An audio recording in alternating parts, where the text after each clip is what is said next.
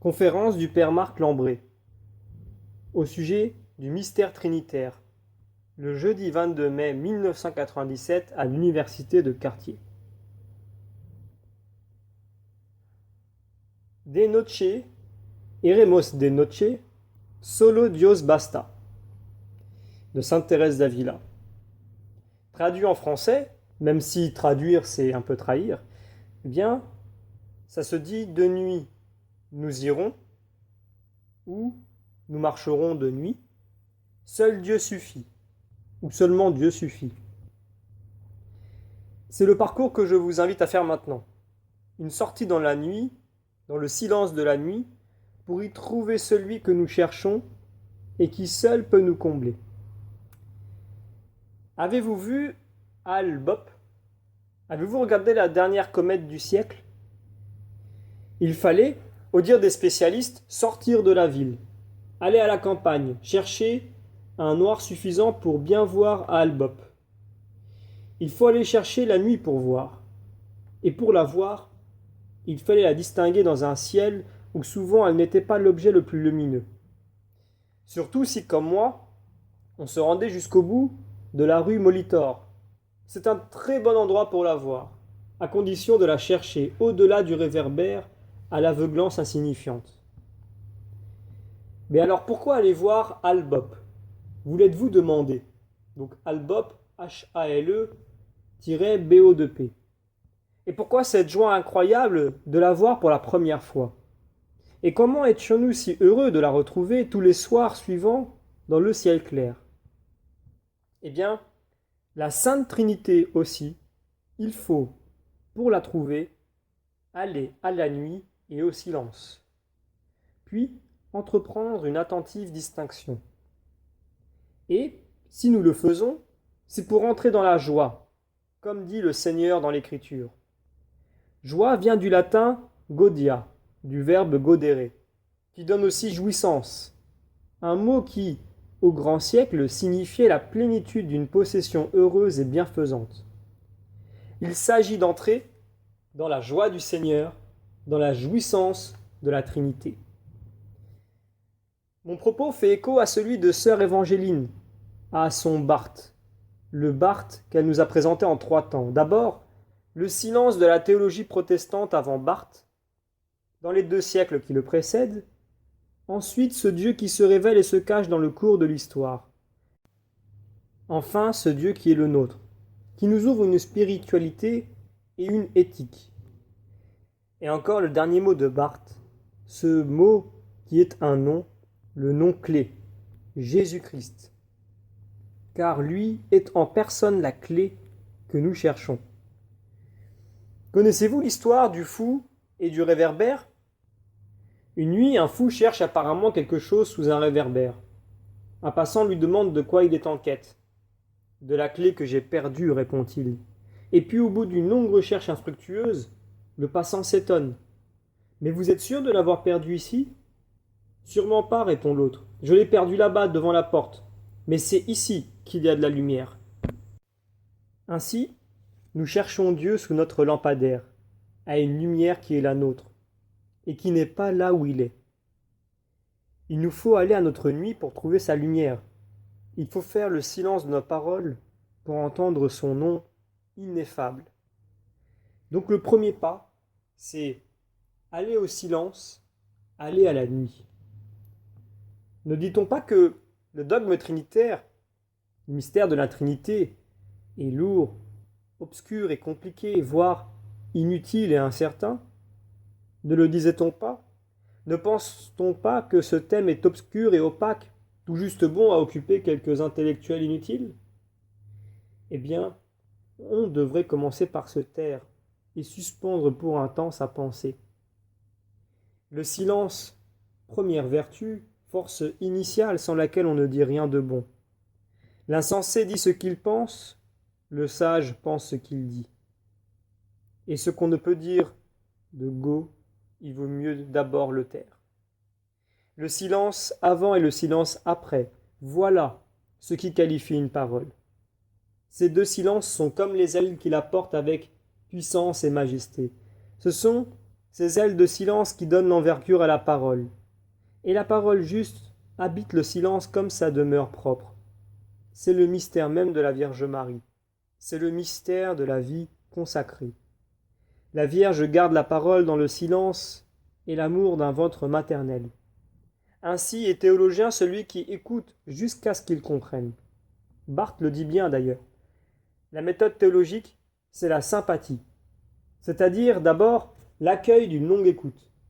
Et, puisque c'est le tu divin qui vient rencontrer le je humain, je dois être en écoutant. Et encore, l'homme qui parle à Dieu, c'est la religion. La foi écoute. C'est pourquoi la seule parole absolue en notre monde est la parole silencieuse de la croix, à laquelle toutes les paroles prophétiques, qu'elles la précèdent ou qu'elles la suivent, font allégeance et référence. Quant au mot esprit en hébreu ruach, c'est celui qui, dans la Bible, désigne l'espace que notre père Jacob laissa jadis entre deux troupeaux quand il allait, mourant de peur, à la rencontre de son frère Ésaü. Car l'esprit est aussi l'espace d'une conversion possible dans le silence d'un cœur à qui parle l'amour. Dans la nuit trouvée, dans le silence attentif, peut enfin se distinguer le principal. La différence principale n'est pas celle qu'on croit d'ailleurs. Nous mettons volontiers, nous autres occidentaux modernes, la différence entre chrétiens et athées. C'est un type de langage et de pensée que de dire de quelqu'un qui avoue ne pas croire, entendez par rapport à sa tradition catholique, culturelle et sociale, qu'il est athée. De même, dans des discussions parfois plus savantes, on a beaucoup fait la distinction entre la foi et la religion. La foi serait l'événement intérieur, tandis que la religion ne serait que pratique. Barthes lui-même manifeste peut-être, à sa façon, cette manière de penser quelque peu protestante quand il dit « l'homme qui parle à Dieu, c'est la religion ». En fait, la différence principale n'est ni celle entre chrétiens et athées, ni celle entre foi et religion. Si vous m'en croyez, la différence principale et royale est entre religion et religion. Entendez par là entre la religion au sens général et banal, qui est peut-être celui dans lequel Barthes emploie l'expression, et la révélation, la religion révélée, la vraie religion. Dieu dont nous parlons, dont nous osons parler, est Dieu qui s'est révélé à nos pères. Et Barthes insiste, Sœur Évangile nous l'a dit, sur le caractère essentiel du thème de la révélation pour aborder celui de la Trinité.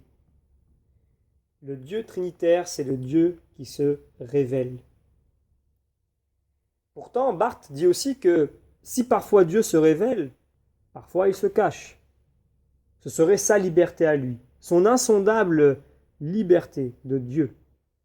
Je pense que Barthes s'exprime plus justement quand plus tard il énonce le Dieu qui se révèle et le Dieu caché.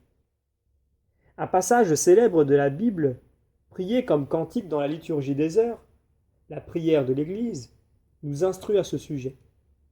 Au livre d'Isaïe, chapitre 45, verset 15, retentit le cri « Vraiment, Dieu d'Israël, tu es un Dieu qui se cache. » Ce texte est parfois été interprété de façon immédiate. Mais oui, c'est écrit, le Dieu d'Israël, le Dieu sauveur est un Dieu qui se cache. Je crois plutôt à la suite de bien des exégètes que le contexte invite à penser au contraire qu'ici, comme souvent ailleurs, il s'agit d'une discussion entre Dieu et le croyant. Un croyant dont le cri n'est pas à prendre pour argent comptant. Dieu vient de dire « Ainsi parle le Seigneur, la main-d'œuvre d'Égypte, le commerce de Nubie et les gens de Séba, hommes de haute taille, passeront chez toi et seront pour toi. Dieu promet à Israël un avenir de gloire et de domination. Ils se prosterneront devant toi et t'adresseront cette prière. C'est seulement chez toi qu'est Dieu, et il n'y en a pas d'autre. Les dieux, néant. » Alors le fils d'Israël, à qui Dieu s'adresse, proteste, sans doute parce qu'il ne voit pas bien les prémices de la gloire promise. Vraiment, tu es un Dieu qui se cache, Dieu d'Israël, sauveur. C'est pourquoi Dieu reprend la parole. Les voilà tous ensemble honteux, couverts d'outrages. Oui, sous les outrages ils s'en vont, les faiseurs de statues. Dieu rétorque en somme aux fidèles qui protestent et se plaignent, qui se cachent. Regarde ceux qui veulent voir Dieu, ils font des statues pour cela. Regarde leur confusion. Et il ajoute, Israël est sauvé par le Seigneur et ce salut est perpétuel. Et encore, c'est moi le Seigneur et il n'y en a pas d'autre. Je n'ai pas parlé en cachette, dans un coin ténébreux de la terre. Je n'ai pas dit à la descendance de Jacob, cherchez-moi dans le vide. Pensez ici aux paroles de Jésus répondant à ceux qui l'interrogent sur sa doctrine. J'ai toujours parlé ouvertement, sur vos places, dans le temple. Et non, Dieu ne se cache pas, il se révèle. Nous parlons de Dieu qui s'est révélé à nos pères. Révéler signifie littéralement dévoiler. Dieu se dévoile, Dieu se décache. Voyez encore dans la première lecture de dimanche prochain, fête de la Sainte Trinité, Moïse disait au peuple d'Israël, « Interroge les temps anciens qui t'ont précédé, d'un bout du monde à l'autre. Est-il arrivé quelque chose d'aussi grand? A-t-on jamais connu rien de pareil ?» Aujourd'hui, nous ne comprenons plus rien parce que nous ne rendons pas justice au paganisme, à l'humanité dans son paganisme, dans son animisme, dans sa religion, dans sa religiosité. L'homme est un animal religieux, un être religieux. L'homme a des intérêts spirituels. Sans le secours de la révélation, l'homme atteint des hauteurs de justice, de vertu et de piété, ce dont la Bible témoigne. Rappelez-vous que Job est un fils de l'Orient, c'est-à-dire un païen, en tout cas pas un fils d'Israël. Nous ne rendons pas justice à l'homme dans sa dimension spirituelle, dans sa vection religieuse, et c'est pourquoi nous ne pouvons pas rendre justice non plus à la révélation accomplie en Jésus-Christ. Si nous pouvions reconnaître avec simplicité que la plupart de nos contemporains que nous appelons athées sont des païens, et que les bons païens sont des hommes très estimables et aimés de Dieu, et respectés par notre Seigneur quand il les rencontre à l'occasion, comme le centurion ou la cananéenne, nous serions moins bornés à leur sujet. Alors aussi, nous pourrions discerner la différence principale qui seule nous permet de commencer à nous ouvrir au mystère de la Sainte Trinité. Mystère qui seul qualifie notre foi comme chrétienne, disait Barth à la fin de sa vie. C'est certes le Dieu caché qui se révèle, mais ce n'est pas lui qui s'est caché. C'est l'homme qui s'est retiré loin de la face de Dieu, comme il est écrit pour Caïn. Mais l'homme dit que Dieu s'est caché, comme il est écrit pour Caïn. C'est le Dieu caché à cause de nous. C'est le Dieu dont nous nous sommes cachés, qui prend l'initiative de se révéler. Et c'est pourquoi sa parole habite le silence, comme sa demeure propre. Entrer dans cette demeure, c'est entrer dans la joie. C'est pour cela que nous faisons ce chemin d'aller à la nuit, de chercher le silence, de discerner par-delà les fausses lumières du monde et de notre raison, lorsqu'elle ne reconnaît pas sa nuit, le mystère, pour entrer dans la joie. Entrer dans la demeure, c'est mettre la parole en pratique, ne pas se contenter de mots. C'est laisser Dieu mettre en pratique en nous sa parole, c'est-à-dire nous conformer au Christ dans le mystère de sa Pâque, dans notre chair, dans la chair de notre vie, conforme au Christ. Eh bien, nous entrons dans la Trinité bienheureuse. Rappelons-nous encore de Barth. La Trinité, c'est Dieu ouvert, par opposition à cette manie de l'unicité dont Dieu ne veut rien savoir. La Trinité, c'est Dieu qui s'ouvre en sorte que nous puissions entrer en lui. Tandis que l'animisme, qui au fond est un monothéisme, et les autres monothéismes au sens strict, sont des doctrines de la fermeture inaccessible de Dieu. Seulement, par la conformation au Christ dans le mystère de sa Pâque, nous entrons dans la Trinité bienheureuse. Mais par cette conformation, nous entrons vraiment en Dieu. Avant cette conformation, qui sommes-nous? Dans le meilleur des cas, dans le cas qui déjà est le meilleur, nous sommes les pécheurs, les lépreux, les aveugles et les infirmes de l'Évangile qui, tournés vers Jésus, crient de toute leur force « Fils de David, prends pitié de nous !» L'homme pécheur, perdu, ne peut se tourner que vers le Christ. Il n'y a que lui, cet homme, Jésus-Christ. Il est la seule clé. Son nom est le seul donné aux hommes. Fils de David, fils d'un sang pécheur, prends pitié de nous. Alors, sauvés par le Christ, accueillis dans le pardon par la puissance de l'Esprit Saint, nous sommes incorporés au Christ. Ce n'est plus moi qui vis, c'est le Christ qui vit en moi, dit l'apôtre Paul.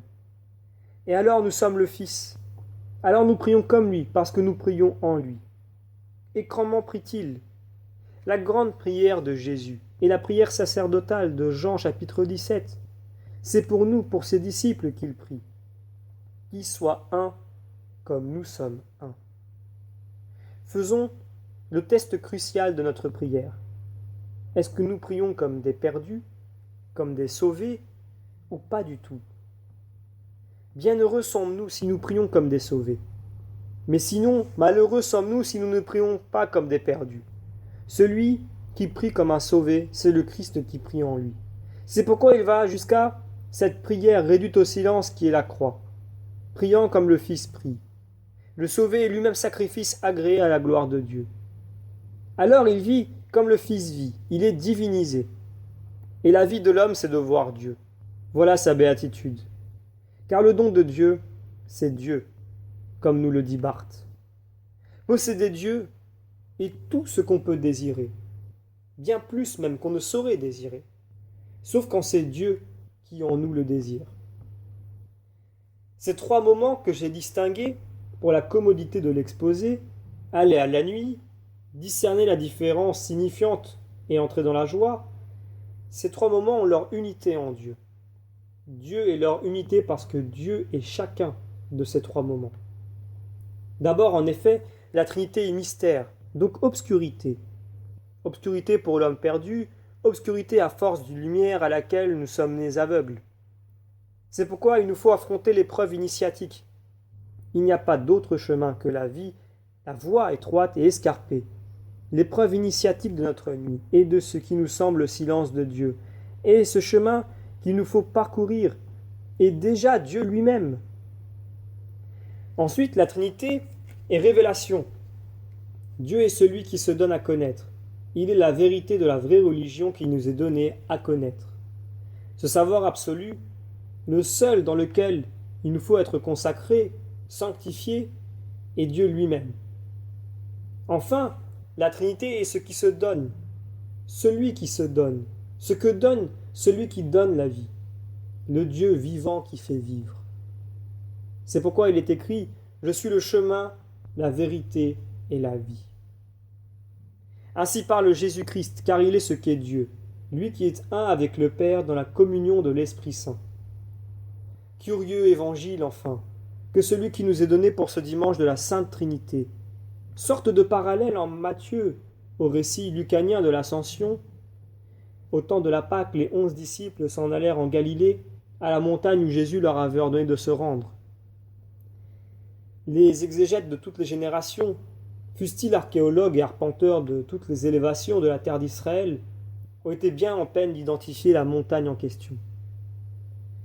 Cette montagne, c'est la montagne sainte, l'Horeb, la montagne du Sinaï, du désert, le lieu de la rencontre, la montagne de la transfiguration, la montagne du Golgotha, le lieu à l'écart, le lieu de notre nuit, de la nuit du Fils et du silence de la croix et de la glorification du Fils, le lieu de la rencontre de Dieu. Quand ils le virent, ils se prosternèrent, mais certains eurent des doutes. Jésus s'approcha d'eux. Le lieu de la rencontre de Dieu est le lieu où Jésus s'approche de nous, où il se fait proche de nous. Et cette proximité est telle que l'Esprit fait de nous des fils dans le Fils. Et l'Esprit en nous crie vers le Père. Abba, Père, mon Père à moi. De noce, iremos de noce. Dieu n'est pas un système qui se satisfait de sa fermeture. Dieu est ouverture, aventure, sortie, exode, passage, Pâques. Et Dieu seul suffit.